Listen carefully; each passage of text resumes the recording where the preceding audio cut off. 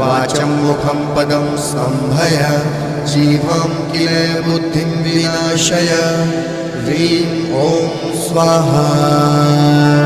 ॐ ह्रीं बगलामुखी सर्वदुष्टानां वाचं मुखं पदं सम्भय जीवं किल बुद्धिं विनाशय ह्रीं ॐ स्वाहा ॐ ह्रीं बगलामुखी सर्वदुष्टानां वाचं मुखं पदं सम्भय जीवं किल बुद्धिं विनाशय ह्रीं ॐ स्वाहा ॐ ह्रीं बगलामुखी सर्वदुष्टानां वाचं मुखं पदं सम्भय जीवं किल बुद्धिं विनाशय ह्रीं ॐ स्वाहा ॐ ह्रीं बगलामुखी सर्वदुष्टानां वाचं मुखं पदं